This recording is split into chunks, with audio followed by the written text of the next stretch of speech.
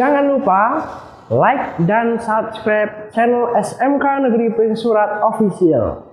Bismillahirrahmanirrahim. Assalamualaikum warahmatullahi wabarakatuh. Bagaimana kabar kalian hari ini? Semoga kita semua selalu diberikan kesehatan ya, sehingga kita dapat beraktivitas seperti hari-hari biasa.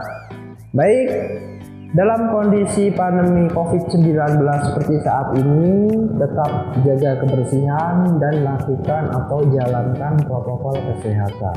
Seperti itu. Baik. Untuk hari ini bahasa Indonesia kita akan belajar bersama-sama materi baru ya, yaitu bab 7 tuturan atau debat. Akan tetapi sebelum kita mulai pembelajaran hari ini, silahkan kalian siapkan terlebih dahulu alat tulis dan buku catatan kalian, sehingga apabila nanti ada informasi yang penting yang saya sampaikan bisa langsung kalian catat sebagai bahan pembelajaran yang akan datang. Seperti itu. Baik, langsung saja. Kompetensi dasar yang akan kita pelajari hari ini yaitu menganalisis permasalahan atau isu, sudut pandang dan argumen beberapa pihak, dan simpulan dari debat berkaitan dengan bidang pekerjaan untuk menentukan esensi dari debat.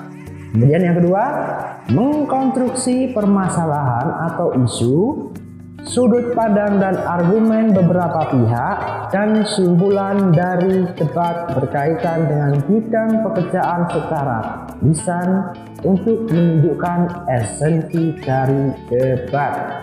Itu adalah kompetensi yang akan kita pelajari hari ini. Selanjutnya, tujuan pembelajaran kita di materi tuturan atau debat ini ada 4 ya. Yang pertama, mengetahui teks debat atau naskah debat itu seperti apa. Kemudian nanti yang kedua, mengetahui cara membuat teks debat. Kemudian yang ketiga, menulis draft debat ya. Yang keempat, menerapkan tuturan atau debat dalam kehidupan sehari-hari. Itu adalah tujuan pembelajaran kita hari ini ya. Nah, mungkin kalian sudah tidak asing lagi dengan istilah debat karena di televisi ya, di acara-acara televisi juga sering sekali diadakan kegiatan debat ya. Nah, kurang lebih debat yang akan kita bahas pada hari ini hampir sama dengan yang sering kalian lihat atau kalian tonton di televisi, seperti itu.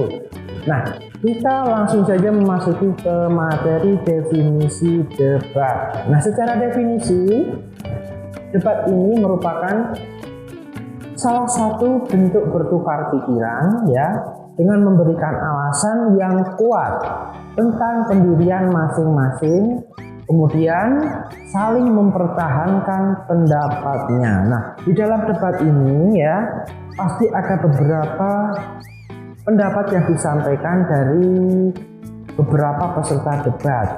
Nah, yang perlu diingat, ketika seseorang menyampaikan pendapat ya dalam forum debat, itu harus didasari dengan alasan yang logis atau alasan yang masuk akal, karena itu adalah menjadi salah satu penguat pendapat yang kita sampaikan. Ketika kita berpendapat, kemudian pendapat kita itu tidak didasari dengan data-data, fakta-fakta yang logis yang masuk akal, itu akan membuat kita menjadi lemah. Bahkan nanti pendapat kita akan disanggah ataupun dilawan dengan pihak lain dalam forum debat itu sendiri. Maka dari itu, ketika kita debat, pendapat yang kita sampaikan harus didasari dengan alasan yang kuat, yang masuk akal, yang logis, seperti itu. Lanjut, di materi debat ini ada fungsi debat. Jadi debat itu memiliki fungsi ya untuk kita sebagai peserta debat. Ada 4 fungsinya. Yang pertama, sebagai ruang menyampaikan argumen atau pendapat. Jadi di dalam debat ini ya, dalam forum debat itu berfungsi untuk menyampaikan argumen atau pendapat dari peserta debat itu sendiri. Yang kedua, ruang menanyakan sesuatu yang berkaitan dengan hal yang diperdebatkan. Ini kaitannya dengan topik atau tema yang diperdebatkan. Misal, tema atau topik yang dibahas adalah tentang kenaikan harga BBM. Berarti nanti peserta debat berhak menanyakan sesuatu hal terkait dengan topik yang diperdebatkan. Seperti itu. Yang ketiga, ruang menguji kekuatan argumen para pihak yang terlibat. Ya, jadi debat ini juga berfungsi sebagai ruang menguji kekuatan argumen. Ya, contohnya ada sebuah pendapat dari tim pro. Ya, bagaimana pendapat yang disampaikan tim pro? Apakah kuat atau tidak data yang disampaikan? Kalau tidak kuat data-data yang disampaikan, nanti pendapat yang disampaikan dari tim pro itu akan menjadi bumerang sendiri untuk tim pro sendiri. Seperti itu. Maka dari itu, ketika kita menyampaikan pendapat harus didasari dengan data-data yang kuat, yang akurat. Itu. Kemudian yang keempat, ruang membela diri. Nah, di dalam debat ini merupakan sebuah sarana untuk membela diri ya, terkait dengan argumen atau pendapat yang kita sampaikan. Seperti itu. Itu adalah 4 fungsi debat. Kemudian kita lanjut ke manfaat debat. Jadi selain tujuan, debat ini juga memiliki manfaat. Ada 4 manfaat. Yang pertama, memberikan wawasan luas terkait 2 argumen yang berbeda. Jadi di dalam debat ini biasanya terdapat 2 tim pro dan tim kontra. Nah, dari situlah kita bisa menerima banyak wawasan, ya, wawasan yang luas terkait dengan argumen yang disampaikan dari masing-masing tim pro dan tim kontra. Seperti itu. Kemudian yang kedua, melatih keterampilan berpikir di dalam debat, ya. Ini juga memiliki manfaat untuk melatih keterampilan kita dalam berpikir secara cepat dan tepat, terutama dalam memilih data-data sebagai penguat pendapat yang kita sampaikan. Seperti itu. Kemudian yang ketiga, melatih mental. Nah, di dalam debat ini sebagai sarana untuk melatih mental kita. Bagaimana mental kita dalam berpendapat? Kalau mental kita ini istilahnya down atau turun, otomatis nanti ketika kita dalam berbicara itu juga tidak bisa runtut atau tidak bisa api. Penjelasan kita akan berapa tidak disampaikan. Ketika kita mentalnya tidak kuat, kita akan berantakan nanti jalannya. Seperti itu ya. Maka dari itu usahakan ketika kita debat, mental kita harus kuat. Seperti itu. Kemudian yang keempat ya, melatih penguasaan argumen yang diajukan. Jadi untuk debat ini manfaatnya juga sebagai sarana melatih penguasaan argumen. Bagaimana kita menguasai pendapat yang kita sampaikan ya. Usahakan kita jangan setengah-setengah dalam menguasai argumen yang kita sampaikan.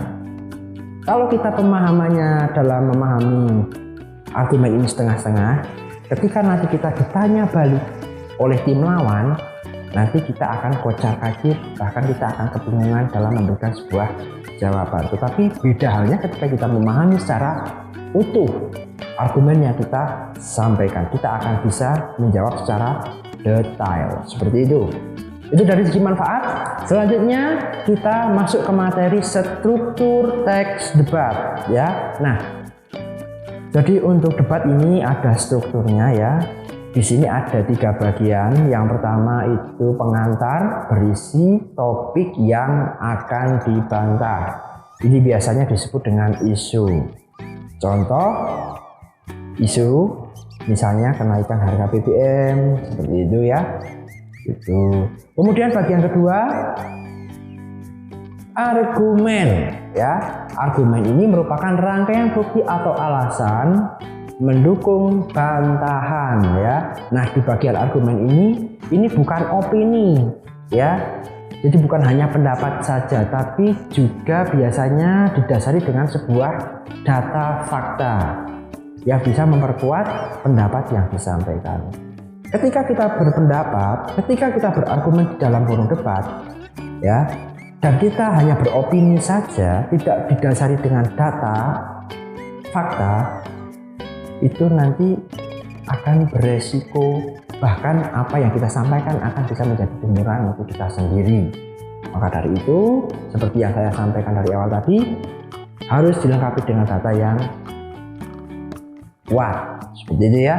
Nah, di dalam argumen sendiri ini ada beberapa ciri-ciri argumen atau pendapat yang baik, yang bagus. Ada 5. Yang pertama, relevan. Relevan itu artinya pendapat, data yang kita sampaikan harus kuat, ya, sesuai dengan kenyataan. Kemudian ada sistematis, artinya data yang kita sampaikan di dalam debat itu harus runtut, harus berurutan. Jangan sampai nanti kita debat, kemudian data yang kita sampaikan itu loncat-loncat, ya.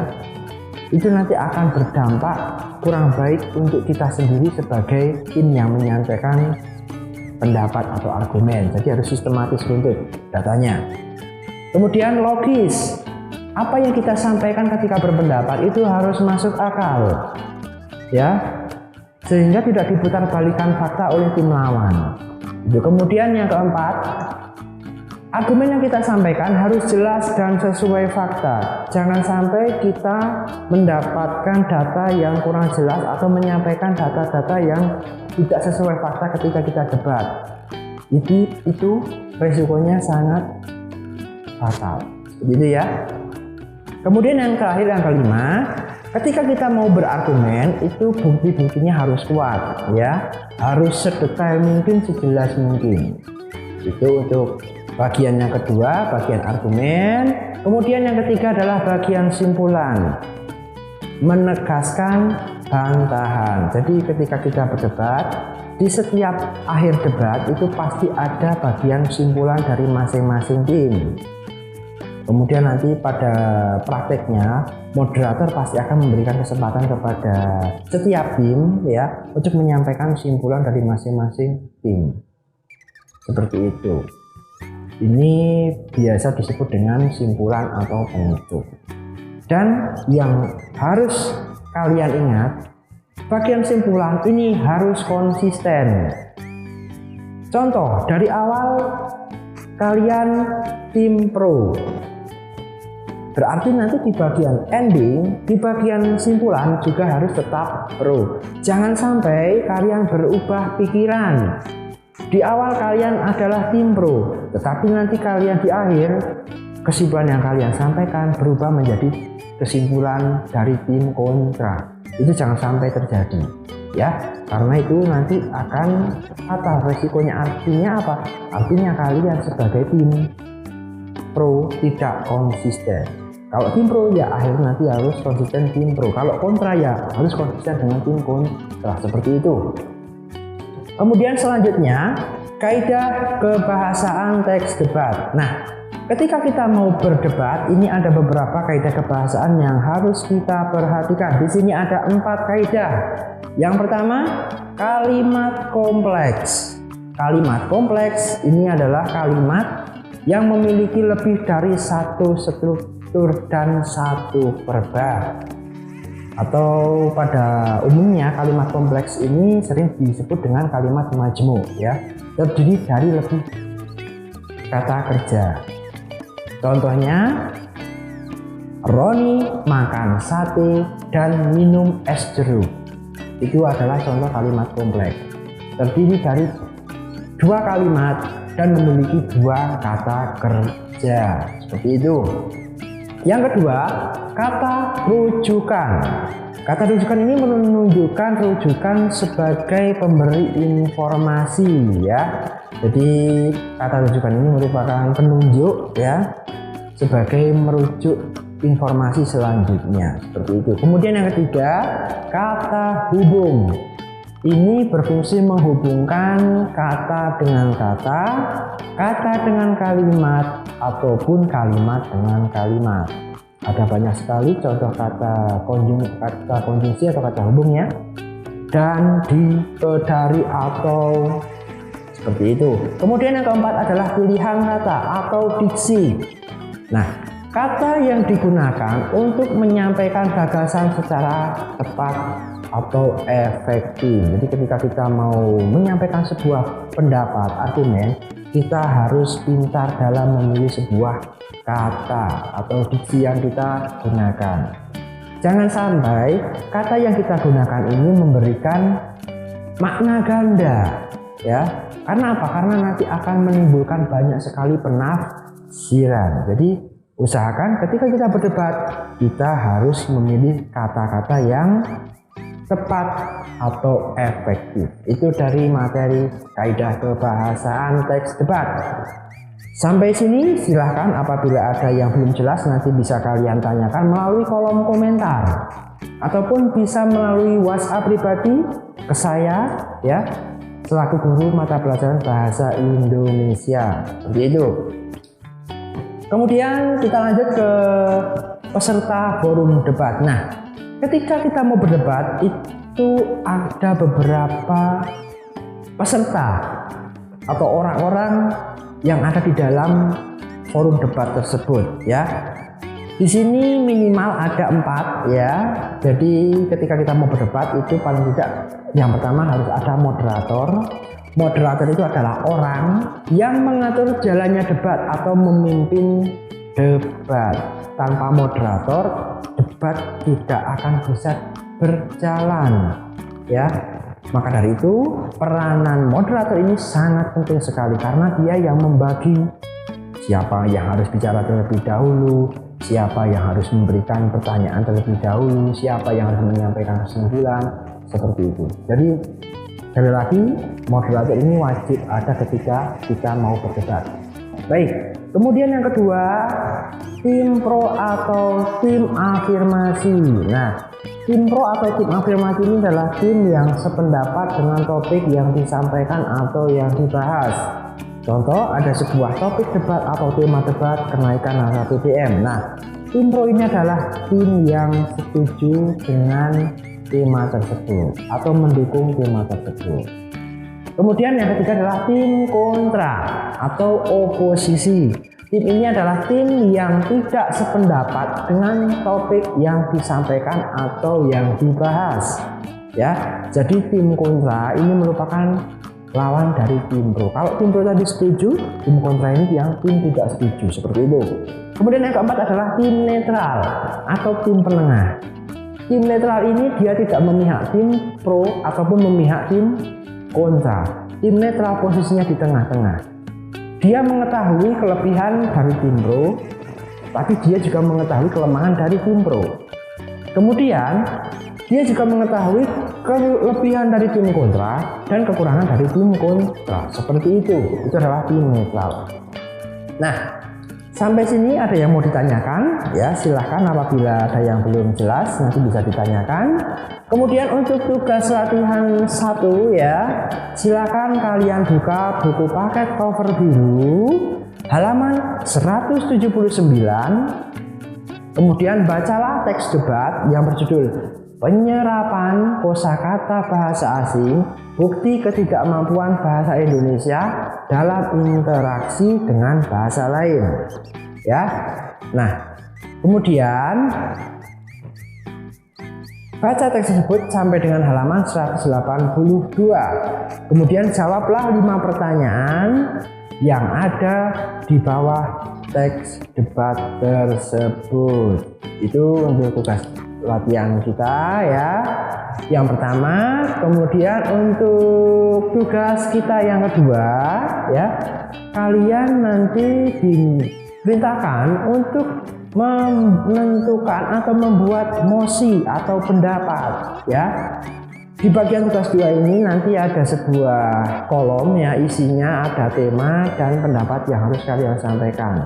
Ada 4 tema, ya, yaitu acara talk show di televisi, kemudian ujian nasional, kemudian membawa HP ke sekolah, kemudian budaya membaca. Silakan dari 4 tema itu nanti kalian membuat sebuah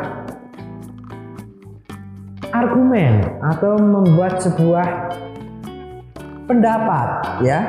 Tentunya dari segi pro dan dari segi kontra. Jadi masing-masing tema nanti kalian buat pendapatnya itu dua, kalian sebagai tim pro, kalian juga sebagai tim kontra, seperti itu ya. Kolom bisa kalian lihat seperti yang sudah saya tayangkan.